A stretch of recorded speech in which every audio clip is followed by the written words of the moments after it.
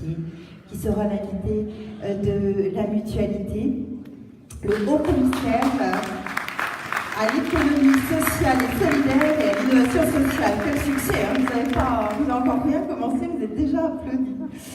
Alors vous allez nous parler de French Impact, encore un anglicisme dirons-nous, mais cela dit on a déjà entendu parler French Tech, on se dit que probablement on est sur cette idée d'une bannière, de quelque chose comme ça qui réussisse à fédérer les initiatives. Cette fois c'est dans le domaine de l'économie sociale et solidaire, dans votre domaine. Le projet a été lancé il y a un petit peu moins d'1 an.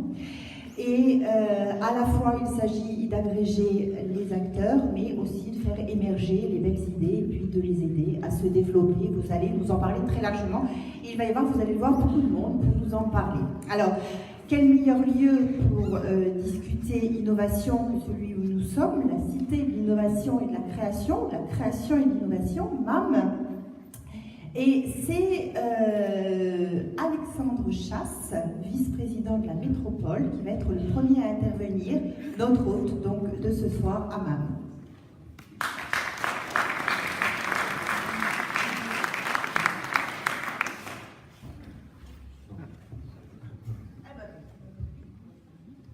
Bonsoir à toutes et à tous, monsieur le commissaire, monsieur et madame les parlementaires, madame la préfète, il y a beaucoup de personnes. C'est vous montrer toute l'importance que notre territoire accueille au sujet de l'économie sociale et solidaire. Donc on est très fiers de vous accueillir à MAM, qui, comme madame Pavillon l'a indiqué, est vraiment notre temple à nous de l'innovation. Et donc au nom de l'ensemble des élus de la métropole, notamment de son président, je vous souhaite la bienvenue. Je profite de l'occasion qui m'est donnée pour vous dire toute l'importance que nous allons attacher à ce très beau sujet. La visite qu'on a fait ensemble, je pense, voilà, vous rassurera sur les potentialités de la Touraine et de l'Orléanais, même si on est aujourd'hui en Touraine. Donc voilà, on est très contents et je pense que le programme avec les tables rondes qui vont arriver devrait amener beaucoup d'intérêt et beaucoup d'échanges. Voilà, bonne soirée à toutes et à tous. Merci Alexandre Chasse. Alors l'organisatrice de la soirée maintenant, la Mutualité Française Centre Val-de-Loire, sa présidente, Madame Rosemarie Minaillot.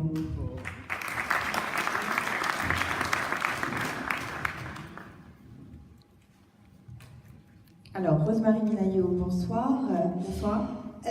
Pour commencer, peut-être vous pouvez nous parler un tout petit peu de ces conférences qui existent, donc on le disait tout à l'heure, depuis 6 ans. Pourquoi ces conférences ESS? Alors, dans le cadre du mois de l'économie sociale et solidaire, qui a été lancé tout à l'heure, même peut-être un petit peu rapidement, mais il a été lancé pour novembre, la Mutualité Centre Val-de-Loire a lancé en 2013 sa première conférence économie sociale et solidaire. L'objectif était, et il est toujours, de faire connaître et reconnaître ce modèle économique auprès de la population en général, qui le connaît peu, et des pouvoirs publics en particulier. Nous avons reçu au fil des éditions, vous en avez parlé tout à l'heure, des invités prestigieux, Jean-René Marsac, président du groupe d'études de l'économie sociale et solidaire à l'Assemblée nationale, Michel Rocard, ancien Premier ministre, Francis Maire, président de la Fondation Condorcet, et Alexandre Jardin, écrivain, et tout dernièrement Jean Arthuis, ancien ministre de l'économie et des finances. Ils se sont succédés pour débattre avec les acteurs régionaux de l'économie sociale et solidaire, débattre de son évolution, débattre de son actualité. Très bien, alors cette fois donc c'est Christophe Itier qui est votre invité. Pourquoi lui? Pourquoi parler du French Impact? Quel intérêt à tout ça? C'est vrai qu'on ne pense pas toujours à la mutualité française dans l'économie sociale et solidaire. Pourtant, on en fait partie, comme les mutuelles, comme d'autres grands acteurs. Et la mutualité française est un acteur historique de l'économie sociale et solidaire. Forte de nos structures de soins sanitaires et médico-sociales, mais aussi de structures d'accueil et d'accompagnement, comme les EHPAD, les crèches. Elle se place résolument dans l'innovation sociale et technologique, et sur tous les territoires, dans toute la France. Donc l'histoire mutualiste est remplie d'exemples innovants Alors, je n'ose pas vous les dire, puisque vous allez dire qu'on fait partie de l'ancien monde, mais malgré tout, le tiers payant, le développement de la chambre individuelle, des luttes qu'on a menées frontalement, la lutte pour le droit à l'IVG, et puis surtout, là, dernièrement, on œuvre beaucoup dans la prise en charge du handicap. Alors aujourd'hui, face aux déserts médicaux, aux inégalités démographiques et géographiques, d'accès aux soins, surtout dans notre région, on y est très sensible, elles deviennent préoccupantes. Il y a la mutualité avec d'autres partenaires potentiels, du French Impact. On a un réel grand rôle à jouer et on y croit, et donc on se maintient dans ce rôle. Et je pense qu'on aura un impact certain dans le secteur de l'économie sociale et solidaire. D'où l'intérêt de la thématique de ce soir, donc, et de Voilà. votre invité de ce soir. Voilà, que je remercie de bien vouloir nous accorder cette soirée. D'accord, alors vous parliez du mois de l'économie sociale et solidaire. C'est vrai qu'on est là dans un très bon timing. On est fin octobre, ça va démarrer dans quelques jours. C'est porté par la CRES. Dites-nous peut-être un mot de ce mois, de cette opération de promotion de l'économie sociale et solidaire. Alors je remercie Dominique Sachet, président de la CRES, ici présent, qui représente la CRES. Le mois de l'économie sociale et solidaire, c'est avant tout un catalyseur d'identité. J'ai essayé de résumer. Il permet le renforcement d'un sentiment d'appartenance de toutes ces associations et de tous ces acteurs, puisque justement ils sont très différents. On en a vu, on les a visités cet après-midi, c'était très intéressant, mais il y a presque 2, 3, voire 4 mondes dans le secteur de l'économie sociale et solidaire. Mais c'est également ce qu'on pourrait appeler un propulseur de notoriété pour ces associations et ces acteurs. Il constitue une vitrine et permet d'accroître une visibilité auprès des partenaires, des institutions et aussi surtout du grand public. Et ça, je pense qu'on en a besoin. Il est important de souligner également que le mois de l'économie sociale et solidaire fête ses 11 ans.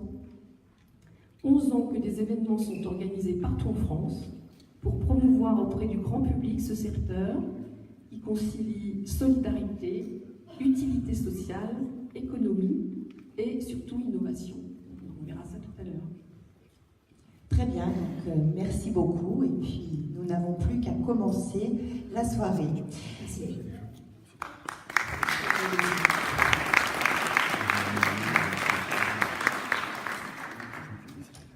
Alors, je vais donc appeler notre intervenant du soir, Christophe Itier, si vous voulez bien nous rejoindre. Donc, le haut-commissaire à l'économie sociale et solidaire et à l'innovation sociale. Monsieur Itier, merci donc d'avoir répondu à l'invitation de la Mutualité Française Centre. Nous allons organiser cette soirée en 3 temps. Je vais vous en dire un mot rapide et pendant que je vous en dis un mot, je vais demander à nos autres intervenants de bien vouloir nous rejoindre. Chacun sait à peu près où il doit s'installer, donc normalement, voilà, ça devrait bien se passer. Alors si on demande à plein d'autres gens de nous rejoindre, c'est parce que le public réuni ici ne sait peut-être pas Monsieur Itier, mais vous êtes tout autant là pour nous parler que pour écouter. Si j'ai bien compris, votre présence en Touraine s'inscrit dans une espèce de tour de France entrepris au printemps dernier à la rencontre des acteurs de l'économie sociale et solidaire à l'écoute de leurs projets. Et pour le coup, la Mutualité a demandé à 4 porteurs de projets de venir nous en parler, de venir vous en parler et échanger avec vous. Donc ce sera la première partie de notre soirée. Alors chacun va devoir respecter un petit peu ses temps, de manière à ce que chacun ait la place et l'option de s'exprimer, surtout de manière à ce que Monsieur Itier puisse discuter avec vous. Et c'est la Jeune Chambre économique qui va commencer avec un projet qui s'appelle « Un trajet, un sourire » à destination des familles d'enfants hospitalisés. Alors, pour nous en parler, nous avons Camille Colloc, qui est la présidente de la JCE, et Madame Delphine Bossard. Je ne sais pas laquelle de vous deux veut commencer. Eh bien, allez-y. Alors, mesdames et messieurs, La Jeune Chambre économique de Tours est un formidable accélérateur de projets citoyens. Nous avons une reconnaissance, celle d'incubateur de projets et de leaders citoyens depuis 62 ans sur le territoire de Tours. En 2018, nous avons développé un nouveau projet qui est véritablement au service de l'intérêt général et qui place l'humain au cœur de sa réflexion. L'humain, je veux dire par là les parents et les enfants hospitalisés. Nous y reviendrons dans quelques secondes. Ce projet est un formidable accélérateur de liens et de solidarité puisqu'il permet à des parents de se rendre au chevet de leurs enfants hospitalisés. Ce projet répond donc tout simplement à des aspirations tant sociétales que citoyennes. Alors effectivement, le projet Un trajet, un sourire est parti d'un constat, celui de la difficulté que rencontraient les parents pour se rendre au chevet de leur enfant malade et hospitalisé des fois longuement. Le projet est donc basé sur un site de covoiturage et ce site de covoiturage a pour unique et principal but la mise en lien. C'est tout le but du projet. Ce projet, il a vu le jour, aujourd'hui on est très fiers qu'il soit lancé et il n'aurait jamais existé sans le partenariat de la Fondation Vinci Autoroute pour une conduite responsable et de la Ligue contre le cancer, ainsi que d'autres partenaires qui sont sur notre site et sur notre page Facebook. Ce développement, il a été long, mais il est abouti aujourd'hui depuis le 8 septembre dernier, lors d'une journée où on a lancé ce site, expliqué le fonctionnement et aussi organisé une conférence sur le thème de la parentalité, qui a été très appréciée par les acteurs, par les parents. Et aujourd'hui, on a un fonctionnement simple, avec simplement un compte, comme beaucoup de sites aujourd'hui, donc c'est quelque chose d'assez actuel. On peut simplement rechercher un trajet ou le proposer. C'est une fonction très très simple, c'est pour que les gens vraiment aient la possibilité de se rencontrer facilement. Il est gratuit et il permet donc cette mise en lien. On a donc un impact qui est multiple, notamment sur l'aménagement du territoire, puisque ça concerne des personnes qui peuvent être effectivement assez loin des hôpitaux. On a un lissage des inégalités sociales et financières, puisque des personnes qui ne sont pas forcément dans la même situation de vie se retrouvent dans la même situation sociale. Et puis on a une création d'un lien, c'était très important pour nous, un lien social, solidaire et citoyen. Le covoiturage est une action extrêmement citoyenne et solidaire. Et enfin, on a un enjeu environnemental grâce à ce covoiturage. Donc on est vraiment dans la conférence d'aujourd'hui. Aujourd'hui, justement, parlons de chiffres. On est à 400 connexions. On est très fiers de l'intérêt pour le grand public de ce projet. Et on a un site qui est très facile d'utilisation. Alors, le but, c'était de répondre à une problématique. Aujourd'hui, on y a répondu. On est à l'étape de la communication, on est à l'étape de l'essaimage et on a la volonté que ce site soit le plus utilisé possible par les gens qui rencontrent ce problème et pour lequel on a créé ce site. Voilà.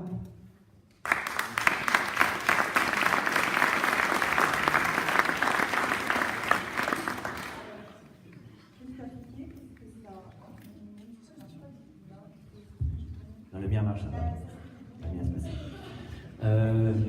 D'abord, bonsoir à toutes et à tous. Je suis ravi d'être dans cet événement récurrent, si j'ai bien compris, ici à Tours. Merci, Monsieur le Vice-président, Madame la Présidente, de me donner cette place après des signatures un peu plus illustres que la mienne. Merci aussi à messieurs les parlementaires, Madame la Préfète et messieurs, mesdames les élus m'avoir accompagné pendant ce périple sous le soleil. Donc déjà, c'était une bonne nouvelle en termes d'impact. Moi, je suis ravi d'être ici. Alors, je l'exposerai un petit peu, pas un petit peu d'ailleurs, complètement, ce qui est le French Impact tout à l'heure.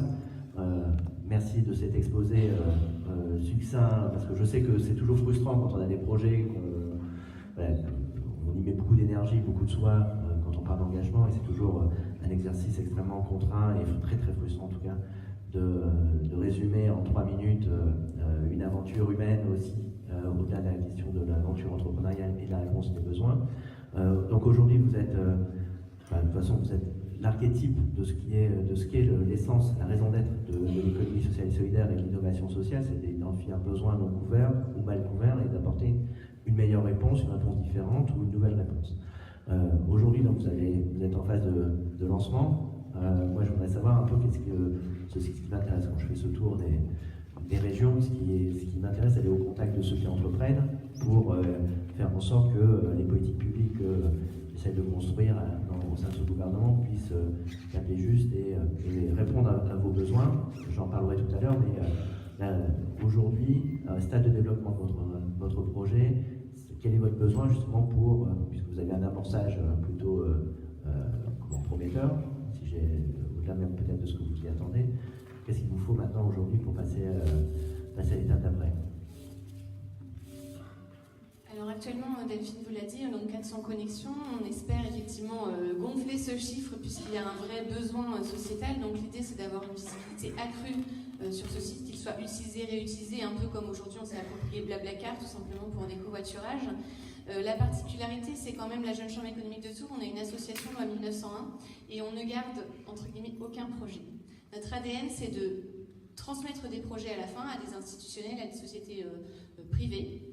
Donc nous, notre idée, c'est d'aller au bout là, du projet, de déjà identifier des points clés à développer par la suite et de transmettre. Donc on ne sait pas encore si c'est un projet qu'on peut transmettre par exemple à l'hôpital, la maison des parents ou pourquoi pas des institutionnels ou des partenaires privés. Mais en tout cas, c'est vraiment dans notre développement. Donc en fait, c'est la transmission du projet à un opérateur, qu'il soit public ou privé. Et vous avez déjà une petite idée ou pas du tout? Pour l'instant, c'est trop tôt? C'est encore trop tôt. Vous le savez, vous ne pouvez pas dire? C'est ça? On ne sait pas pour autant. Ce qui est toujours intéressant, c'est de travailler avec des partenaires qui ont déjà été associés au projet au démarrage, puisqu'ils connaissent véritablement les enjeux du projet. Et s'ils se sont engagés à nos côtés, c'est qu'ils ont vu la valeur ajoutée et l'intérêt, en tout cas, de ce projet. En termes de retour sur les premières connexions, vous avez un moyen de savoir si ça va fonctionner, comment les gens vont réussir à véritablement concrétiser finalement la connexion? Alors pour l'instant, il n'y a pas eu de proposition de trajet sur le site. C'est pour ça que je disais qu'on a besoin que ce projet soit véritablement visible, parce que je pense qu'en fait, aujourd'hui, on est au début, le site il est lancé depuis tout juste un mois et demi. On a besoin que les gens qui sont concernés, qui sont dans une situation, je pense, difficile et n'ont pas forcément le temps de se préoccuper des outils qui sont à leur disposition, puissent avoir accès à ce site. Donc je pense qu'on aura plus de retours dans quelques temps quand on aura vraiment encore agi sur la communication et après viendra effectivement la transmission. Communiquer, donc c'est la nouvelle étape. Là. Très bien. Merci à toutes les deux. C'est bon pour vous? D'accord. Donc notre deuxième projet ce soir est porté par Assad Achadé Touraine qui propose des services de soins et d'hospitalisation à domicile. Et Monsieur Auréal, son directeur général, est là avec Johan Priou qui est directeur de l'Uriops Centre. Alors le projet d'Assad Achadé aujourd'hui, c'est la diversification des services dans les différents domaines du soin, de l'hospitalisation. Dites-nous-en un mot. Bonsoir à tous. Monsieur Iquier sait ce qu'est une URIOPS ou l'UNIOPS, mais peut-être pas vous. Donc c'est une union régionale qui regroupe des acteurs privés à but non lucratif dans le champ social, médico-social et de la santé. Et si on a sollicité le témoignage de Pascal Auréal ce soir, c'est parce que ça nous semble un bon exemple de l'évolution d'une association en matière de diversification d'activités, de changement d'échelle, mais aussi de la capacité à nouer des partenariats qui vont être essentiels à l'avenir pour construire des réponses dans le champ social, médico-social et de la santé. Je vous laisse la parole. Merci, bonsoir. Je vais essayer d'être bref et rapide. C'est toujours un petit peu difficile. L'institution donc, est à but non lucratif. Je vais vous la présenter rapidement. Pour la situer, c'est 35 millions d'euros de chiffre d'affaires par an et c'est 1000 salariés pour partie sur le département d'Indre-et-Loire, pour grande partie sur le département d'Indre-et-Loire. C'est une très vieille institution, enfin très vieille. Elle est née dans les années 50 et à l'époque, elle faisait de l'aide à domicile. Voilà, et de l'aide à domicile aux personnes âgées. Aujourd'hui, qu'est-ce qu'on fait? On fait de l'hospitalisation à domicile, toujours de l'aide à domicile aux personnes âgées, du service de soins infirmiers à domicile, et on offre des services. Le tout sur 3 départements, le 37, le 28, le 45, avec une logique de guichet unique. Alors, pourquoi on en est là? Pour plusieurs raisons. L'institution a toujours souhaité innover en essayant de suivre, d'une part, les évolutions et les besoins de la population, et d'autre part, en essayant également de suivre les différentes législations qui se mettaient en place.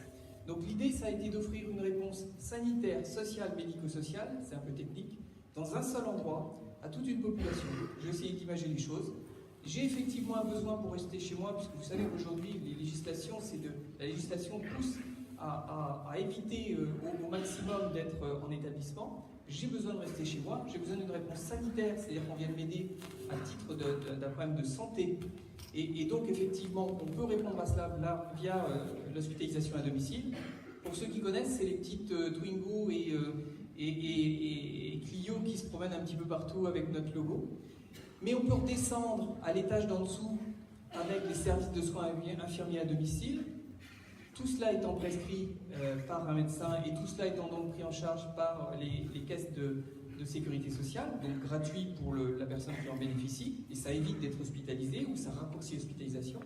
Mais également, quand je suis chez moi, je n'ai pas seulement besoin de ça. Si effectivement je ne peux pas me déplacer parce que je suis malade et que je suis soigné à domicile avec une perf, avec des choses un petit peu complexes, j'ai besoin de quelqu'un qui vienne entretenir mon logement, qui vienne m'aider à me laver, qui vienne effectuer ce qu'on appelle pour nous l'entretien du logement ou de l'autre côté l'accompagnement à la vie de la personne. Et donc ça, c'est du soin des services à domicile. Le problème de notre législation, c'est que tout est construit aujourd'hui en silo. C'est-à-dire qu'on a un silo pour l'HAD, un silo pour l'aide à domicile, un silo pour les services de soins à domicile, un silo pour les services. Et l'originalité de la démarche, ça a été de rassembler dans une même institution, soit directement en fusionnant, on a fusionné avec 16 institutions en 10 ans, soit en nouant des partenariats pour pouvoir apporter une réponse globale. Alors, c'est pas tout à fait fini, parce qu'aujourd'hui, on a un certain nombre de difficultés qui font que c'est parfois compliqué de coordonner le tout, le problème de la coordination. Mais par contre, effectivement, ça répond pleinement à la législation actuelle qui veut encourager la création de parcours de santé ou de parcours de vie au domicile et en établissement. Deux mots également, donc pour dire que tout ça, ça s'est fait avec le respect de deux choses, du moins ce qui était donné par les conseils d'administration. D'abord, une volonté affirmée de rester dans le secteur non lucratif. Une autre volonté affirmée qui était d'accueillir sans discrimination, ni économique, ni territoriale, ni sociale, la totalité de la population. Et puis, au regard des salariés, sans casse sociale. C'est-à-dire qu'on a effectivement, tranquillement, réalisé une réforme qui, aujourd'hui, a été une réforme de développement donc, de filière et une réforme de développement de territoire, sans casse sociale.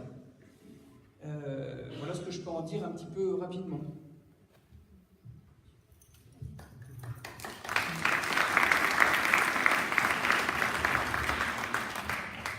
Alors, d'abord, ça illustre bien la diversité des projets, des structures, de l'histoire des différentes entreprises de l'ESS, puisqu'on est passé d'une start-up qui n'est même pas encore, qui est dans son premier mois d'éclosion, à une institution qui, comme l'association que je dirigeais, donc c'est un sujet que je connais un petit peu, le secteur social et médico-social, qui est en fait très réglementé par le Code de l'action sociale et familiale, et une des difficultés justement, c'est d'essayer de sortir de ces carcans réglementaires ou de politiques publiques très en silo pour adapter les réponses aux besoins des personnes que vous accueillez.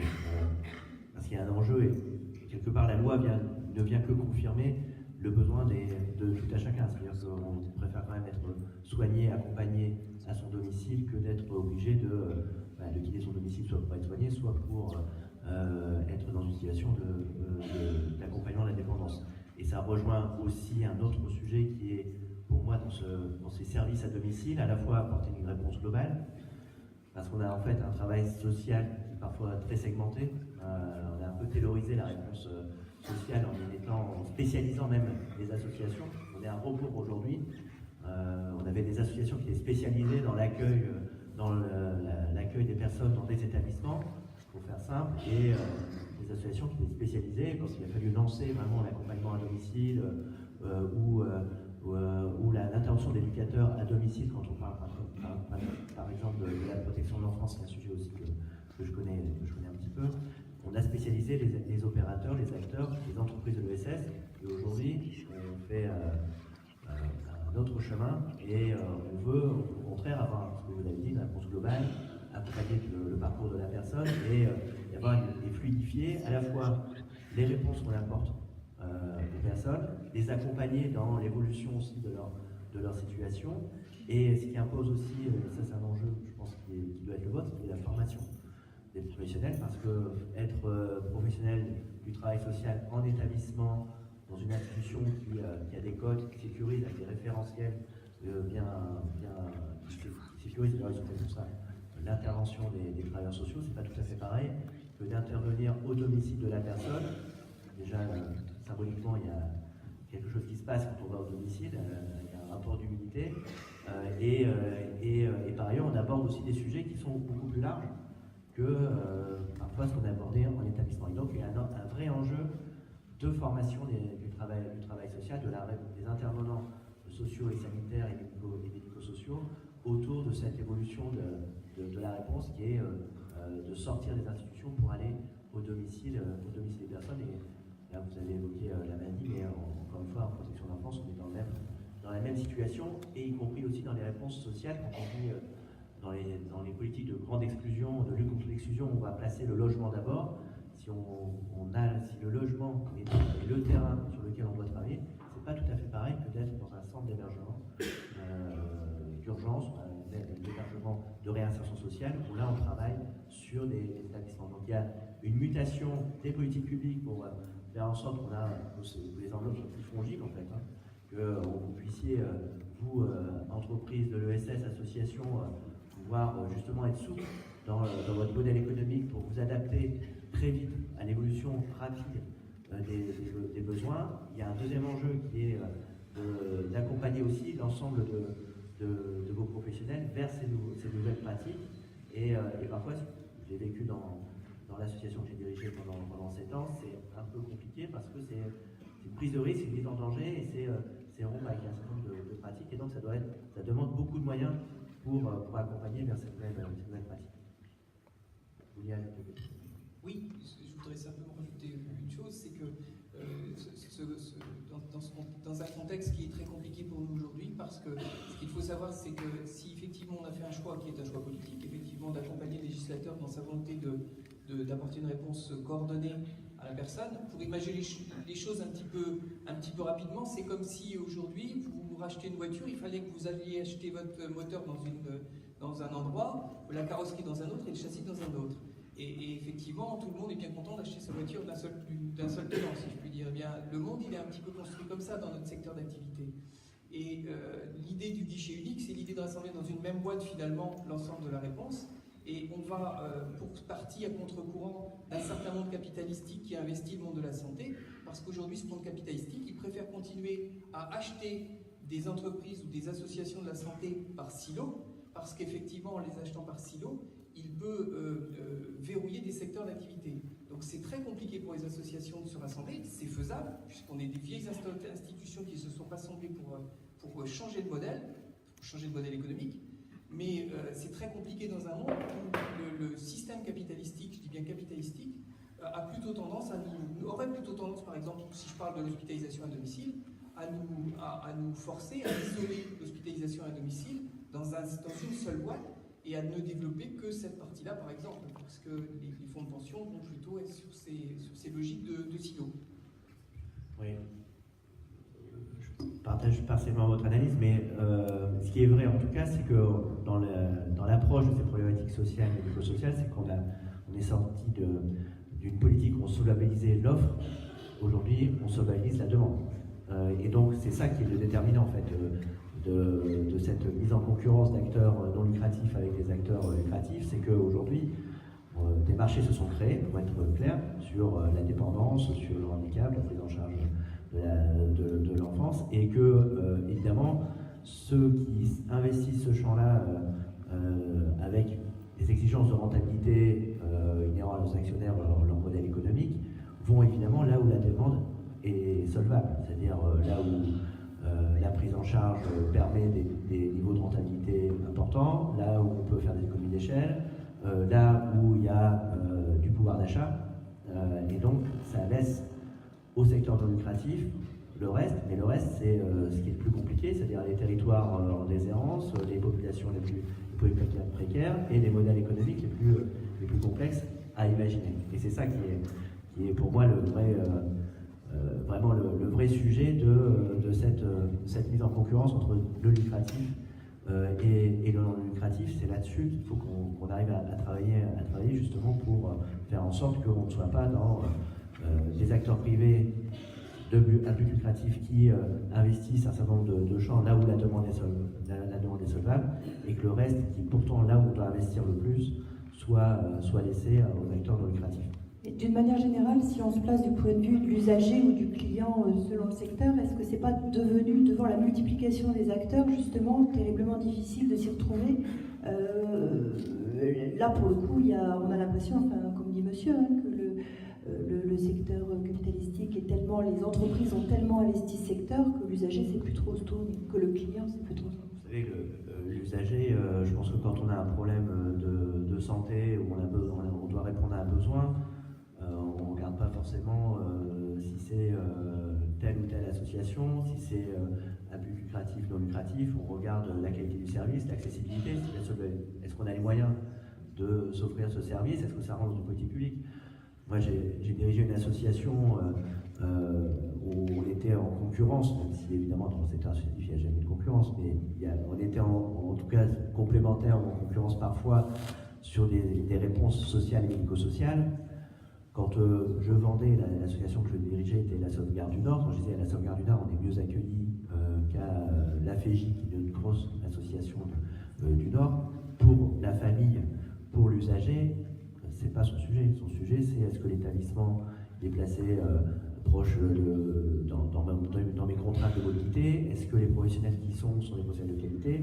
Est-ce que l'établissement va répondre aux besoins? Le reste, c'est plutôt au pouvoir public et à l'ensemble des partenaires de cet écosystème de réfléchir à comment on crée un écosystème qui soit juste. C'est-à-dire qu'on n'est pas une santé à deux vitesses, une prise de la charge à dépendance à deux vitesses, ou une aide sociale à deux vitesses. C'est ça l'enjeu. Et la question de savoir si l'usager se repère ou pas, on a énormément d'acteurs déjà. Donc c'est déjà compliqué. C'est pour ça qu'il y a aussi des organismes intermédiaires sur le handicap. Il y a des maisons départementales justement sur la question du handicap qui sont chargées justement d'aider les parents. Ça c'est la théorie. Je sais que dans les DPH c'est toujours un peu compliqué. On ne va pas ouvrir le débat ce soir, mais en tout cas, il y a la nécessité dans cette kyrielle d'acteurs et aussi de la compréhension de la problématique, d'avoir aussi de l'orientation, d'accompagner les uns les autres.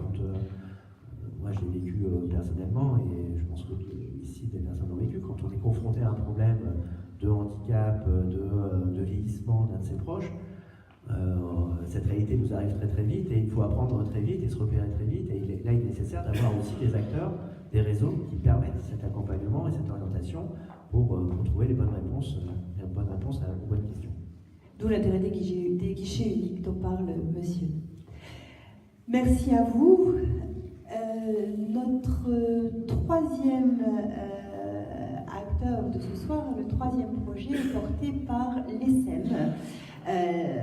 Qui est une école de commerce, donc l'école supérieure de commerce et de management de Tours, qui depuis un petit moment a décidé d'intégrer, de faire entrer les valeurs de l'ESS et plus largement peut-être des valeurs d'éthique au sein de ces différents cursus. Alors pour en parler, nous avons la directrice de l'école, Madame Abchai, et puis le président du BDE, si j'ai bien compris. Donc je ne sais pas lequel de vous deux veut commencer.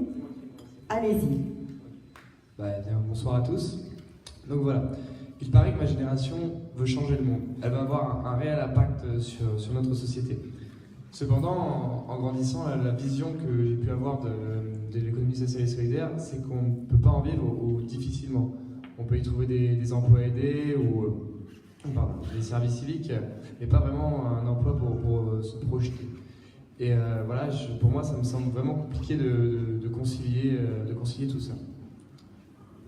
C'est vrai, vous avez raison Rémi, c'est compliqué, il faut avoir une quête de sens qui soit aussi pragmatique, c'est-à-dire vous permettre d'en vivre, permettre aux autres d'en vivre, et puis à l'entreprise que vous intégrez de perdurer.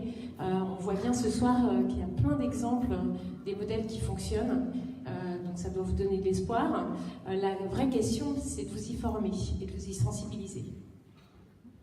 Eh bien, c'est vrai, en effet, puisqu'on en parle, les cours d'éthique dans les affaires et dans les responsabilités sociétales. Par exemple, moi, je voudrais être commercial et j'ai du mal à faire le lien, ce lien avec le SS. Les cours de SS, le module bien spécifique dans les programmes qu'on connaît tous depuis 20 ans. C'est vrai, à l'école, on s'est rendu compte que ça marchait pas bien. Et on a un autre parti pris, c'est celui de former les profs à l'éthique et à l'économie sociale et solidaire, parce que je pense vraiment que c'est vos profs, dans leur expertise en marketing, en leadership, en communication, en entrepreneuriat, qui peuvent vous enseigner leur passion, mais au travers du prisme de l'économie sociale et solidaire, et pas par elle-même. Et alors, vous projetez comment comme commercial plus tard, Rémi ? Eh bien, voilà. J'ai jamais vraiment pensé à l'économie sociale et solidaire comme une réelle orientation. Par contre, ce qui est certain, c'est que je veux travailler dans une entreprise qui a des valeurs et qui a un réel impact sur notre société. Voilà, merci.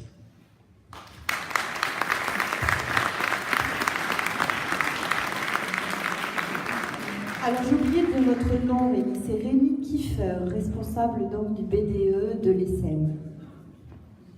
Donc c'est une école de théâtre en fait, c'est ça, vous faites des sketchs. J'ai compris, non ? Non mais c'est en fait je voulais venir avec un étudiant et j'ai choisi de venir avec Rémi qui en fait a 19 ans et qui est en deuxième année de bachelor. Donc il est relativement jeune, pas encore terminé d'être façonné, d'être formé, mais on a parce que le chemin est long jusqu'à la diplomation, mais on a des conversations intéressantes forcément par ses responsabilités à l'école, justement sur la pédagogie, sur comment on devrait aborder certaines thématiques, sur voilà comment l'éthique, on peut enseigner l'éthique aujourd'hui à des jeunes sans que ce soit en fait soporifique, parce que souvent ils le voient comme ça. Je plaisantais, j'ai bien compris l'objet de votre école quand même. Mais si vous voulez faire un module théâtre, vous êtes prêts, franchement. Non, en tout cas, ce qui vient d'être dit là, brièvement dans cette magnifique scénette, c'est que ce qui est vrai, c'est que de plus en plus ces générations placent la question du sens, vous l'avez dit à l'issue de votre propos, comme le point. C'est même la première fois, il y a un sondage qui est sorti Opinionway en janvier dernier, qui démontre que les jeunes générations qui rentrent sur le marché du travail placent la question du sens comme le premier critère de choix de leur futur employeur, devant la rémunération. Je ne sais pas si vous en êtes là, mais en tout cas, c'est quand même significatif. Alors le sens, on peut le trouver dans des tas d'objets. Il n'y a pas que l'ESS qui propose du sens. Je pense que moi j'ai travaillé chez Deloitte avant de passer du côté des Jedi, j'étais du côté obscur de la Force. Et donc voilà, je me rachète en fait.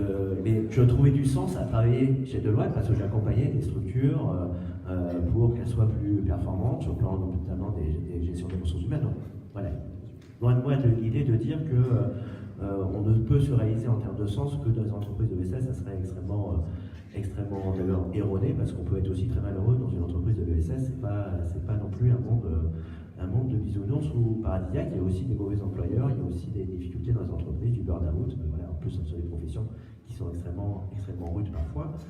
Tout ça pour dire que, d'abord, c'est vrai que cette génération, et pas seulement ceux qui sont formés, mais aussi, moi je le vois, j'étais président du mouvement des entrepreneurs sociaux, il y a de ça encore un an, et en fait on s'est rendu compte que non seulement les jeunes étaient attirés par ces nouvelles entreprises, par l'économie sociale et solidaire qu'ils découvraient soit par des projets dans les écoles eux-mêmes, soit en regardant un petit peu ce qui se passait autour de leur école, mais aussi des personnes qui, dans un moment dans leur carrière, se disent finalement j'ai une rupture dans mon parcours professionnel, et là je me pose la question de est-ce que j'ai envie de retourner dans le secteur dans lequel je suis à un moment de ma vie, de ma carrière où je coûte un peu d'argent, donc ça va être plus compliqué pour moi, où il va falloir que j'adapte, que je bouge et que j'ai pas forcément envie, et où j'ai envie simplement de vivre autre chose et de me tourner vers l'entrepreneuriat. Et l'entrepreneuriat social est aussi un vecteur d'investissement. par ailleurs, je vous rassure, on peut faire de très belles carrières dans l'économie sociale et solidaire. Il y a des associations, des entreprises, des fondations dans lesquelles on peut vraiment faire des belles carrières. Et ce qui est intéressant aujourd'hui, c'est que dans les compétences qu'intègrent ces entreprises, ces associations, parce qu'on parle aussi de consolider les modèles économiques, dans les parcours que vous aurez au sein de votre école de comédie, vous aurez de quoi aussi vous réaliser. Dans l'association que je dirigeais, j'ai embauché une directrice financière qui était directrice financière chez Renault, qui n'est pas une entreprise de l'économie sociale et solidaire, sauf s'il y a eu une révolution. Carlos Ghosn a apporté quelques modifications statutaires et en échelle de salaire. Bref, mais on a été chercher une compétence financière. Beaucoup d'associations, de structures vont chercher des compétences ailleurs parce que d'abord, on accélère les mutations en matière de modèle économique, on va chercher ceux qui savent, et puis par ailleurs, c'est aussi mettre en tension. Il n'y a rien de pire que l'entre-soi dans une entreprise, quelle qu'elle soit, et c'est vrai aussi dans une entreprise de l'économie sociale et solidaire, et donc il faut associer tous les talents, et donc il y a de très beaux parcours, je vous rassure, vous pouvez persévérer. D'ailleurs, je vous encourage même à créer un module ou un master sur l'entrepreneuriat social, par exemple. C'est dans une université à Lille qui a développé ce master. Et aujourd'hui, il y a vraiment beaucoup de débouchés parce que, contrairement à l'économie classique, je ne sais pas comment on doit l'appeler, parce que tout ça est en tout cas l'économie, moi je dis toujours, il y a l'économie extraordinaire qui est l'ESS et l'économie ordinaire qui est le reste du monde. Et donc, dans cette économie ordinaire, la crise de 2008 a provoqué un arrêt dans la création d'emplois. On était à 3% de création d'emplois, là où l'économie sociale et solidaire, on a créé 24% au niveau national. Donc, c'est créateur d'emplois. Et en plus, mesdames et messieurs les élus locaux, c'est créateur d'emplois sur le territoire durable et non délocalisable, ce qui, dans le contexte qu'on connaît, je ne voudrais pas revenir sur un sujet un peu brûlant sur votre territoire, c'est quand même un avantage aussi pour développer de l'activité et de l'emploi sur le territoire. Donc il y a des perspectives. Ce secteur est amené à se développer, en tout cas on va y mettre les moyens pour faire en sorte qu'il continue à se développer et à même accélérer son développement, et on a besoin de compétences sur ce sujet. Et au-delà de l'économie sociale et solidaire, aujourd'hui, on est en plein dans le débat sur la loi PAC, alors, il y a de multiples mesures autour de l'accompagnement au développement des PE, des TPE, mais il y a une partie de la loi PAC qui est intéressante au regard de ce que vous évoquiez tout à l'heure, RSE, éthique, etc., impact social et environnemental, c'est que pour la première fois, nous allons modifier le code civil de ce pays pour faire en sorte que dans l'objet social d'une entreprise, qui aujourd'hui se réduit à la question de réalisation du profit, ce qui est essentiel, sans profit, point de salut, nous allons intégrer le fait que les entreprises doivent aussi considérer les impacts sociaux et environnementaux de leur activité. Donc c'est du droit, c'est extrêmement... D'abord, ça rattrape une réalité de beaucoup d'entreprises qui ont déjà intégré ça, parce que aujourd'hui, un chef d'entreprise qui n'a pas intégré cette dimension sociale et environnementale, vous parliez de nouveau monde ou d'ancien monde, je ne sais pas trop ce que ça veut dire, mais celui-là, il fait partie d'ancien monde. Parce que la commis de demain, si elle veut réussir, si elle veut être performante, il faudra absolument qu'elle intègre des enjeux environnementaux et sociaux. La plupart des entreprises commencent à l'intégrer plus ou moins avec volontarisme, avec dynamisme, avec authenticité, mais beaucoup d'entreprises désormais l'ont intégré dans leur business parce que ça permet d'attirer des jeunes talents, de se dire finalement j'ai peut-être pas envie d'aller dans l'économie sociale et solidaire, par contre telle entreprise qui s'engage sur une cause ou sur un territoire et dans lequel je me reconnais en termes de valeur sur mon territoire, ça me parle et donc je vais y trouver du sens, et c'est ce talent-là qui va être recruté, et c'est vous qui allez choisir cette boîte, et deux, c'est un des meilleurs moyens pour garder ces talents. Demain, on va avoir un problème de compétence et d'attractivité et de fidélisation des collaborateurs, et la question du sens, et donc de l'adhésion à des valeurs sincères et un impact social et environnemental sincère et réel dans l'exercice, je sais, je suis un peu long, mais si, je vous vois bien vous énerver. Je vous énerver. Regardez votre téléphone, alors c'est moi que ça stresse en fait. Donc en fait, ces entreprises qui intègrent ont bien compris qu'il fallait intégrer cela pour attirer les jeunes talents, pour attirer les talents tout court, parce que voilà, on n'a jamais eu non plus des citoyens qui se sont autant intéressés à la question de l'environnement, de la qualité environnementale ou sociale des produits qu'ils achètent, ou des services qu'ils achètent, des vertus écologiques ou sociales des entreprises dont ils sont les clients. Donc ça ne va certainement pas assez vite, mais c'est le train de l'histoire.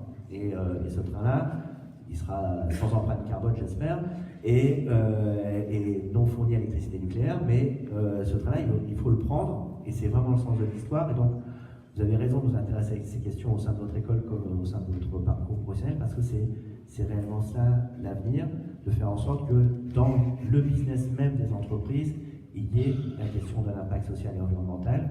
Et après, autour de cette économie, il y a aussi l'économie sociale et solidaire, dont l'objet premier est de réaliser, de répondre à des enjeux d'impact environnementaux et sociaux. Donc aujourd'hui, vous avez bien raison de vous y intéresser, et c'est vraiment une voie d'avenir, je vous encourage.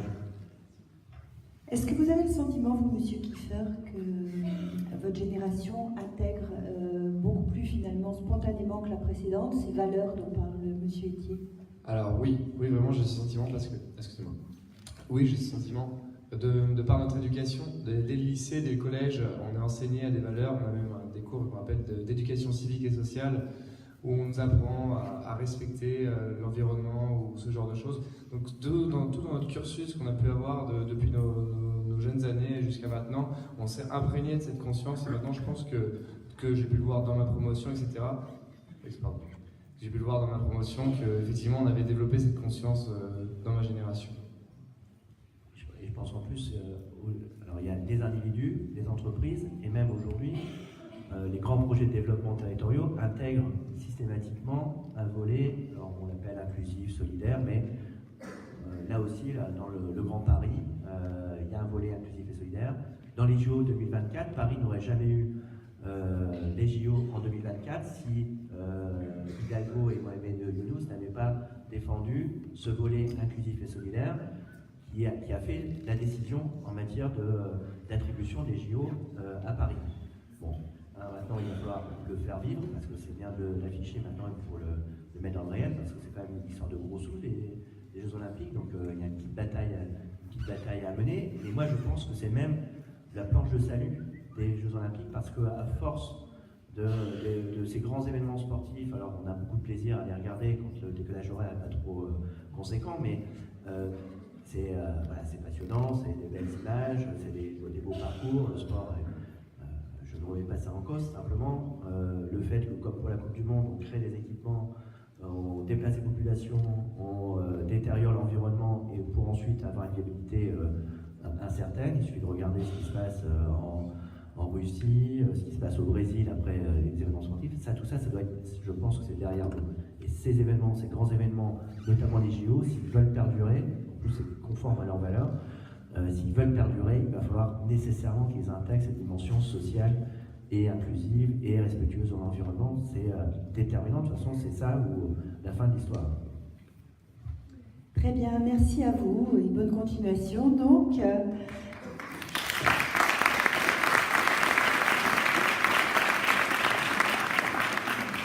alors c'est cette fois la mutualité qui porte le 4e projet de ce soir. La mutualité Française Centre, sa partie service de soins et d'accompagnement avec le CEHRU, avec donc le centre hospitalier de Tours. Le projet c'est Interface 37 et il s'agit d'aider, d'accompagner des personnes en situation de handicap psychique vers l'emploi et puis d'aider à leur stabilisation dans l'emploi. Alors pour nous en parler, Jérôme Gros, qui est médecin psychiatre au CHRU de Tours, et puis Isabelle Marpeau, qui est coordinatrice de l'activité handicap pour la mutualité française. Voilà, donc à vous la parole. Bonsoir à toutes, bonsoir à tous. Alors nous, le dispositif que nous allons vous présenter, il s'appuie sur un partenariat singulier et une collaboration originale entre le CHRU et la MFCVL. Donc vous en avez parlé du versant public accompagné, c'est aussi une spécificité, aussi innovant du fait qu'il qu'il s'agisse de personnes en situation de difficulté psychique, quand on connaît leurs difficultés d'accès à l'emploi. Alors, pour accompagner ce public, nous avons une équipe pluridisciplinaire qui intègre des professionnels du CHU et des professionnels de la mutualité. Et leur appartenance à ces entités, à ces deux entités, font une réelle force et sont un enjeu dans le projet. Et ils représentent également un atout pour créer des synergies, des réseaux et développer au mieux ce dispositif dont va vous parler Jérôme Gros, avec des aspects beaucoup plus concrets. Donc, ce dispositif, hein, j'ai quelques diapos d'illustrations qui vont arriver. Ce dispositif suit une méthode qui s'appelle la méthode IPS. Donc, IPS, en fait, diapo suivante, c'est un acronyme anglais en fait pour Individual Placement and Support. En fait, un acronyme assez difficile à traduire en français, mais qui traduit bien en fait un renversement paradigmatique des méthodes d'accompagnement à l'emploi, où on va passer d'un modèle dit train and place, c'est-à-dire un modèle où habituellement on va préparer, réentraîner, former les personnes souvent sur des périodes très longues avant de les accompagner à l'emploi. Et donc on va passer là sur un modèle dit press and train, c'est-à-dire un modèle où on va accompagner les personnes très rapidement à l'emploi, mais à condition d'avoir un accompagnement adapté. Alors, ce qui fait la célébrité en fait de cette méthode IPS, c'est avant tout son efficacité par rapport aux autres méthodes traditionnelles d'accompagnement à l'emploi. Efficacité qui est largement démontrée par des études internationales. Et cette efficacité, elle est démontrée par exemple en termes de nombre d'heures ou de jours travaillés ou de salaire des personnes, ou plus généralement sur une diminution des coûts de santé. Diapo suivante. Alors cette méthode, elle est régie sous des principes très précis, dont je vais vous présenter 7 principes importants. Le premier, j'y reviens pas, c'est la recherche rapide d'emploi. Deuxième principe, c'est que l'objectif visé est un emploi en milieu ordinaire et uniquement en milieu ordinaire. Troisième principe, c'est la priorité donnée aux préférences de la personne, c'est-à-dire qu'on va accompagner les personnes uniquement sur ce qui les motive, sur ce qu'elles souhaitent faire réellement. Quatrième principe, c'est l'exclusion zéro, c'est-à-dire que pour participer à ce dispositif, le seul critère, c'est le fait d'être motivé pour retrouver un emploi en milieu ordinaire et être suivi pour une pathologie psychologique chronique. Cinquième principe, c'est le soutien sans limite de durée, c'est-à-dire que tant que la personne souhaite bénéficier du soutien, elle pourra en bénéficier. Sixième principe, c'est l'étroite articulation entre les services de soins et les services d'accompagnement à l'emploi, ce qui permet, le jour où il y a une difficulté psychique dans l'entreprise, d'avoir une réactivité très forte des services de soins, par exemple pour adapter un traitement. Et puis dernier principe, c'est le développement systématique d'un réseau d'employeurs, c'est-à-dire que le travail des accompagnants à l'emploi, c'est